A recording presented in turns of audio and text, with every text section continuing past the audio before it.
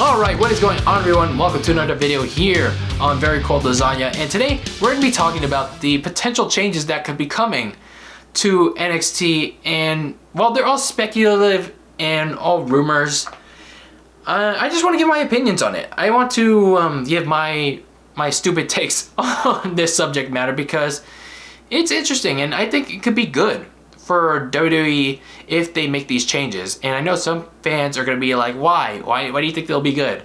And just hear me out. So apparently these changes that are coming to NXT include the following. Again, this is not all the reasons. These are the ones that I just personally read. Apparently they're not going to be signing people over the age of 30. They're not going to have midgets on the show. They're not going to be having small guys on the show. They're going to get younger and have bigger, taller guys, taller people on the show. And they're going back to being a developmental brand. And in my opinion, for the most part, I like this. I like these potential changes. The no more midgets thing, honestly, it has its place, you know. Like the small guys, again, as long as you can balance, you know, the long boring matches with, you know, with segments and wrestlers that have actually, you know, can be presentable with character stories, charisma, you know, the four tangibles that I always you know, preach here on Very Cold Lasagna, then it has its place. But I mean, I guess if WWE is going towards the, you know, the direction that I often say here on Very Cold Lasagna, then so be it. I just, you know, I think, you know, smaller guys like still have their place in WWE as long as they have charisma and character and personality. Then, I mean, I'm not opposed to it. I'm honestly not opposed to it. I just have a problem with, you know, like characterless, you know, gimmickless wrestlers that just put on matches for the sake of matches to please, you know, a certain journalist that, you know, wants to give out 5-star matches just like it's freaking a football or a frisbee to a dog. But anyway, in regards to it going developmental, again, I like this. I like this concept. I like this potential change because, I mean, right now, as it stands, WWE is literally in shambles when it comes to preparing talent for the main roster. Because NXT, whatever Triple H is doing down there, they're not doing a good job of preparing their wrestlers for the main roster. Why do you think all these guys that are getting called up now are failing on the main roster? It's not because of Vince McMahon.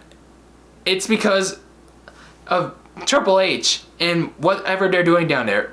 Well, maybe it could be it could be Vince, or maybe it could be both of them. But in the end, it's something is going terribly wrong down in NXT, down in like WWE, that's causing this disconnect.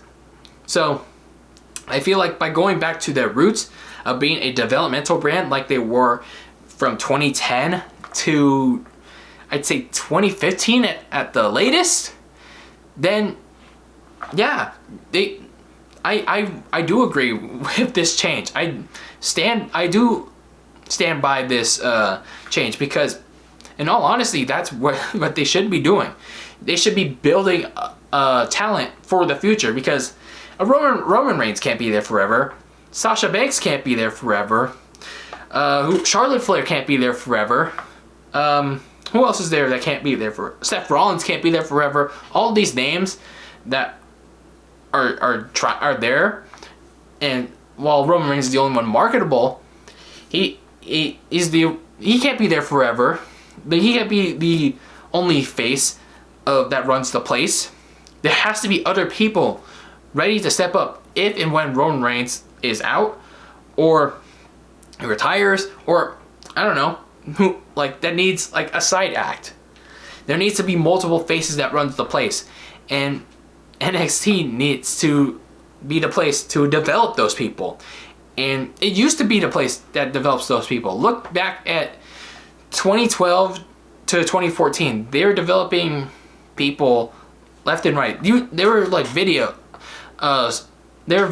online of, you know, wrestlers doing like classes, whether it was like promos, you know, like small little storylines, or like like interview classes and whatnot. And while most of them, yeah, they sucked at it, they were at it, you know, it was a stepping stone. You know, I hope it helped them learn. But there were like some people during that time, during that 2 years of NXT, that went on to have, I don't know, some kind of success, like varying success in WWE eventually, like Paige and Big E, even though, yeah, he's pretty cringe now. Seth Rollins. But again, the biggest success from NXT, that homegrown talent, is Roman Reigns. Look where he is now. He's a multi-time world champion, and sure, he's hated by pretty much like the hardcore IWC, like at least back when he was a babyface, when he was trying to be presented as the franchise hero for the company. Look at where he is now as the tribal chief. It took a heel turn to be one of the most beloved guys, even though, yeah, he's a heel in the company. It's like you take a left turn and, you know, adjust. And there was also Bray Wyatt. He went down to NXT to change, like, to adjust himself, to change his gimmick. And yeah, he eventually got released recently, but that's what NXT is supposed to do. Like, either develop the homegrown talent, or, you know, help recent talent, you know, rediscover themselves, if that makes any sense. But overall, yeah, NXT should definitely go back to being a developmental brand for the stars of the future, and help them with the most important tangibles of pro wrestling, that is characters, putting on clear-cut storylines, you know, that don't always involve long, boring-ass matches with all the flips, kicks, and all the false finishes bullshit. And charisma, personality, all the tangibles to succeed in pro wrestling, to garner a fan base, you know, an actual fan base that includes garnering attention to non-fans that want to watch pro wrestling for the first time, casual fans that want to keep watching pro wrestling and convert into an actual like WWE fan, get some merchandise, get some money for WWE, get some more airtime, you know, get some success. And that's what NXT should be doing. And in regards to them getting younger, yeah, that's the whole point of NXT. It's supposed to be consisted of young people, not like older guys like Tommaso Ciampa, Johnny Gargano, who else is old? Mercedes Martinez, like all that old talent that was brought on from the indies. They shouldn't be there.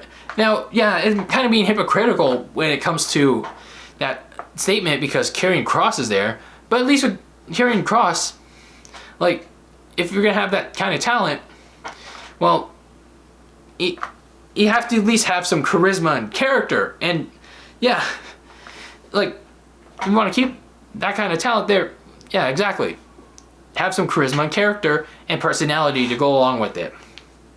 And he's a big and tall dude, and that's what WWE needs more of. And sure, you can be a small dude, but also have some charisma and character to go along with it. So overall, I know I'm always rambling here on Very Cold Lasagna, but I like this potential changes. If they are happening within NXT, this means we're not gonna get any, like, at least not a lot of long, boring matches that we've been getting that put people to sleep and driving away like any potential newer viewers. So in my opinion, this could be good for WWE if they enact on it. If Vince McMahon puts his foot down and actually enacts in these changes, and gets WWE to NXT to get younger and get rid of all the older talent that's there, and actually develop the people to be compelling wrestler, like actual pro wrestlers, actual entertainers. It could be something like NXT. If these changes are going to happen, hopefully it can garner and develop some actual franchise talent. Again, it won't happen overnight, and you don't know if they're going to be like main eventers or upper mid-card talent, but we'll see what happens. I'm pretty interested to see if these changes are going to happen. And I know a lot of people are going to miss the takeovers with the indie-fed takeovers and all that, but if you really want your fill on that, I seriously consider you watch AEW. Like, if you're really gonna be this upset about it, then yeah, definitely go watch AEW at this point. So in my opinion, I like this change. If it's gonna come, it should be interesting if it does come. So those are my thoughts on the potential changes to NXT. What do you guys think? Are you gonna be upset if NXT converts back to developmental? Are you gonna miss the indie style non-storyline like changes to WWE NXT? And I'm also wondering, are they gonna stay on the USA Network if they're gonna become a developmental, or are they gonna move to Peacock if they go back to being a developmental brand? I don't know. There's so many things that has to be considered. But anyway, let me know your guys' thoughts in the comments below. Are you gonna miss the old the old era of NXT that had the long matches and stuff with all these wrestlers like Tommaso Ciampa, Johnny Gargano, Samoa Joe, who else was there? Dakota Kai, Raquel Gonzalez, and Candice LeRae and whatnot? Or are you excited to see like an actual developmental brand once again with NXT?